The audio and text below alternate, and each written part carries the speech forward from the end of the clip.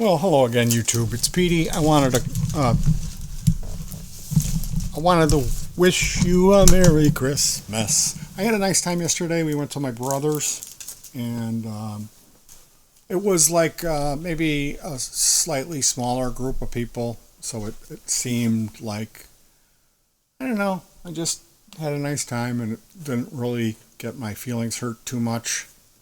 I'm hoping for the same today. So we had a really good present opening. I got this. It's a brass tremolo spring claw that's made by KeetaH. KeetaH Music Do-Pro, and it did come with these golden colored fasteners, which seem to be of a lightweight alloy. I gave them the nibble test. Like you see a gangster, the Italian guy will bite on the diamond to see if it's real. Well, these fasteners, I don't know, maybe I'll weigh them up against what was in the guitar, compare them.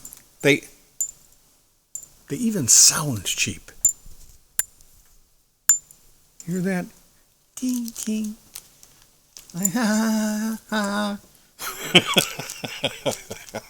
Horrible Temu springs. Or screws. So, yeah. I got a Squire Strat, and I'm rebuilding it. And I'm doing... It's like, okay, I'm going to do the tuners. I'm going to do the nut. So I might as well do the string trees and the tuners, to put some locking tuners in it. You do the tusk nut, and then it's like, okay, I want brass saddles. Then it's like, okay, I want a brass block. And then it's like, you've got this crappy spring claw that we put it on the scale, and one of them weighed 9 grams, the other one weighed 10. This KeetaH weighs 30 grams, and it's machined. It's solid brass. This is not plated. There's about 5 different models of brass tremolo spring claws that you can get on eBay, AliExpress, or any of the Chinese direct, Amazon. It's all the same stuff.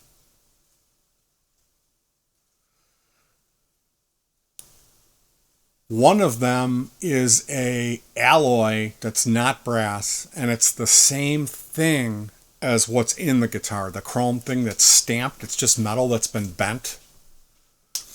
And there are different sizes. These holes here are 29 millimeters apart. There's a 34 that's more like for an Ibanez guitar. And I think there's another size that's even a little larger. So you got to measure these things, and you do that as the distance between the holes for the screws, which on the back of the Stratocaster, there's a plate. Underneath that plate, it's routed out. It drops down a little bit, and this thing will be in there at the top.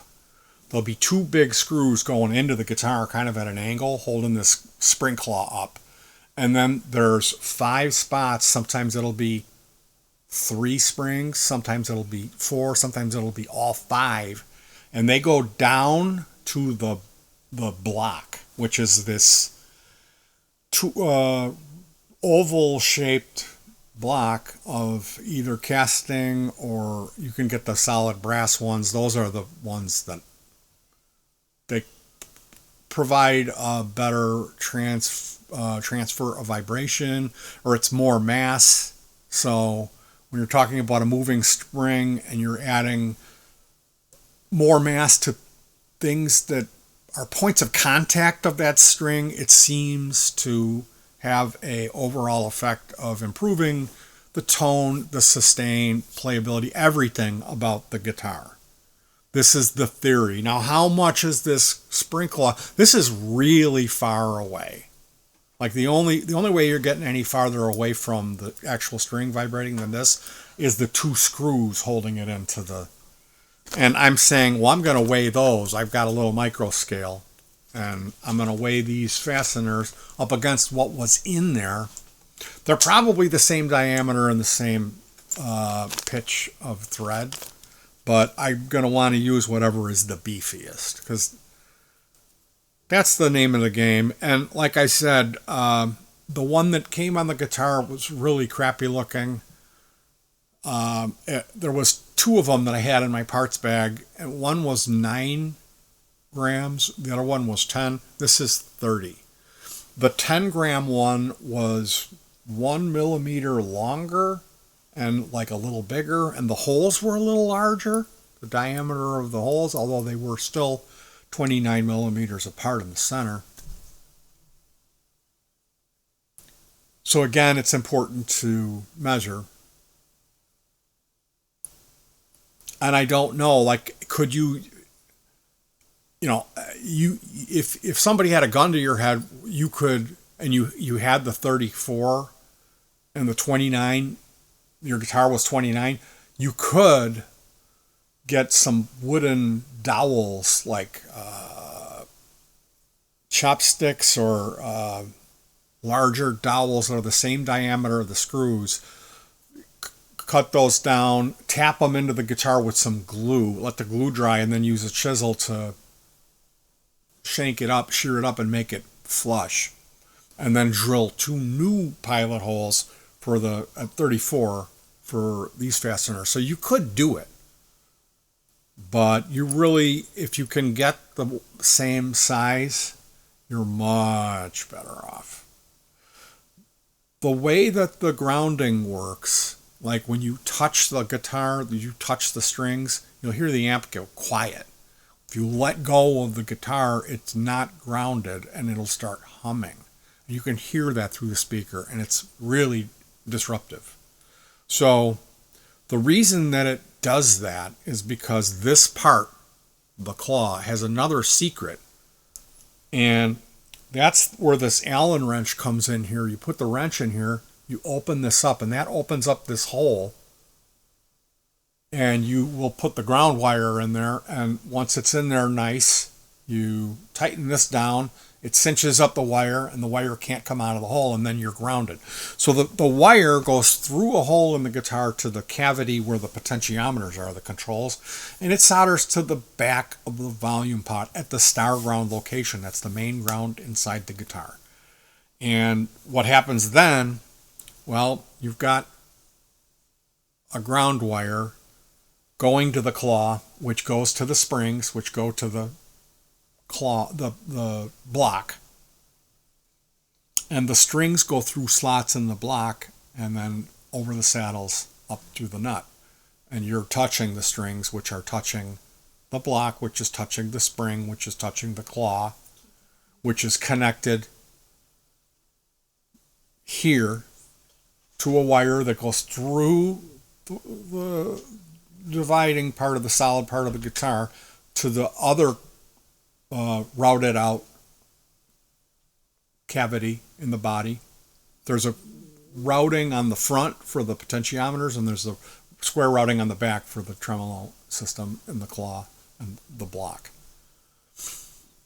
And there's a hole that goes through there at an angle, and so you have to like feed that wire through there, and then it'll come out the hole, and it'll be in the other side of the guitar, and then you solder it up on the back of that pot, and that's how it grounds. So typically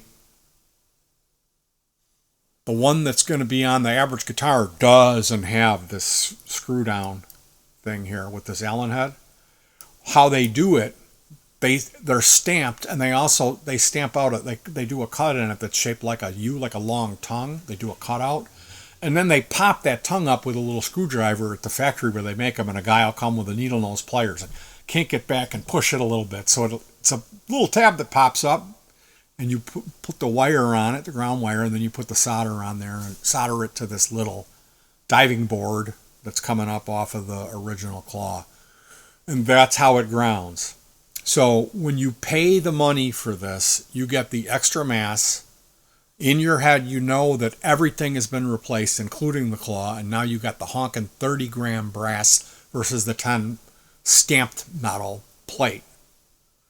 Then you have the extra grounding, like you know how cool you are when you tighten your ground wire with this little Allen wrench. You get the ladies all hot and bothered with your fancy set of millimeter tools. You add that all together, and then you got the mojo of why these are, why people buy them. Because does it make a difference in the sound of the guitar? I really have a hard time thinking it's going to be like, whoa, that dude's got a brass claw. I heard his tone. He's got a brass claw. Like, it may very well actually do make a little difference on the tonality or something. But it's like that stuff you could also like bump up one of the frequency knobs on your EQ pedal and get the same effect, you know. And I've got everything on the EQ bumped up, so it's like, is it going to make a difference of adding this thing that's going to affect the tone just a real minute amount? Probably not. Is it a great gift for your guitar playing spouse?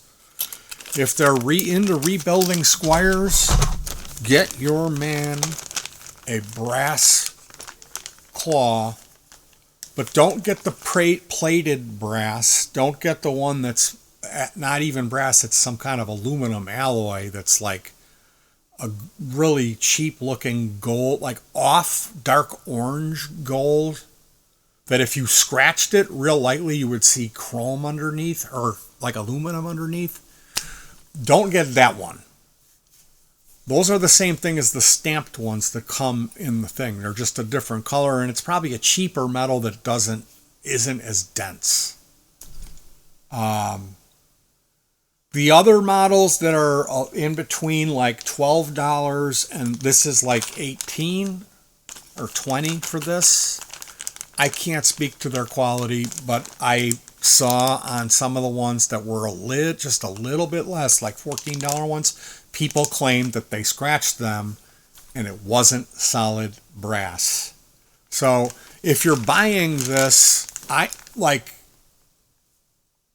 I'm not wanting to mess around. I'm wanting to get the solid brass one, or I'm going to use the thing that came stock on it and be like, well, I didn't replace the claw because I'm not fucking nuts. And now you know. Anyway, you guys, have a Merry Christmas. I hope that was helpful for you to make a decision. Again, this isn't the fucking tone lounge. You know what I mean? The way I look at it is everybody has a different taste in music. Everybody has a different taste in guitar tone. What's good for me isn't good for you. So I'm not going to sit here and go like, dude, you got to get a fucking Rangemaster and play Vox AC30 models on a new XMG30. You know what I mean? Because that's not going to work for you. You probably play fucking Slayer riffs or Don Henley. Maybe you're into Funk 49. I don't know. I'm not worthy to tell anybody what they need to do or should do. And anytime you got a guitar player leaning on you like that, you got to think, what is this person gaining? And then you probably find it's an unhealthy relationship where this person is trying to lord some sort of power over you. And that's never healthy. So, all right, you guys, take care of yourselves. Remember, your tone is just that. It's yours. And only you know what sounds best. It's not nice to know everything, and when you read stuff in publications, they're like, oh, this guy did that. Some weird thing where you're going to have to spend money to find out if it works for you. More often than not, when you read about stuff or tonal options, you can go into forums and read people who have tried it, and 9 times out of 10, you'll end up changing your mind and being like, you know what, that's not for me. Like a treble bleed. I have never had a treble bleed on a guitar, and I made 2 of them, and I'm going to try it now. So you can look for a report on when this Stratocaster is done. I will definitely be showing it off. I'll be doing videos where I talk about, the guitar, and then later on I'm going to do follow-up updates after I've played it live and compared it to the other one. that I did. So I should be able to learn something between the two. Like the one has a humbucker and it's got 500K pots. This one is going to have 250K pots, and it's all going to be all the way around just a Strat. There's going to be no modification on it, you know. Even like with the string trees, I got modern string trees, I got modern saddles, and then I'm going to have vintage saddles. I was originally going to do brass because of the comfort, and I thought, you know what, they went on sale for the set of the gold-plated vintage ones, and I'm waiting on them, so hopefully they're not going to be that off-gold color. I really, to be honest with you, I would want to have aged is the look that I would want to have. Or even nickel, not chrome. Brass would be really, that's really what I like. I really like brass hardware. They apparently don't make those. Anyway, I do have modern brass saddles, so I'm thinking what will happen is I'm going to put the vintage ones on, and then they're going to get pulled off a week later, and I'm going to put the modern ones on. The modern brass saddles, I pulled there's little Allen fasteners on both end of it. There'll be two of them to raise and lower and set the cockeye of each saddle, how you adjust it. And I pulled those fasteners out and replaced them with black fasteners because it had chrome. And the idea of having a black fastener inside of there and having the whole 12 holes blacked out is what this guitar is all about. I'm going to use black fasteners around the pickguard too. So it'll be off-white guitar, or not real glossy white, more of like an off-white or a matte white.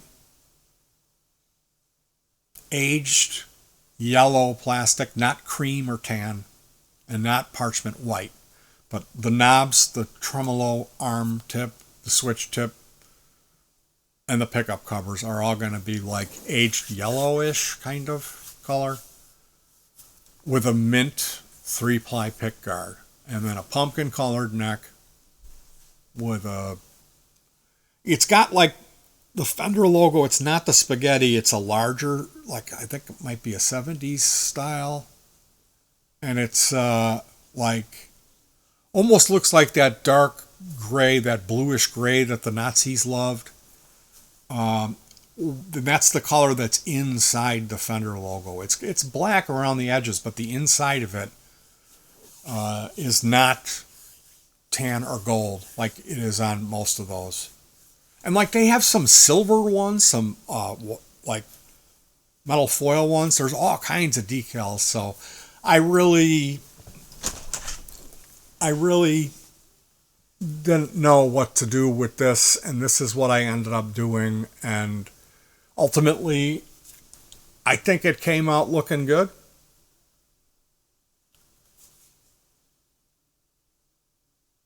I would not change it. This in here is blacked out, but it's glossy. Like I would like to get that to be a matte.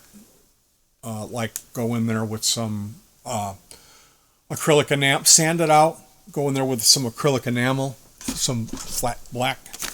Anyway, you guys, I am going to cut you loose. You can see the mental illness.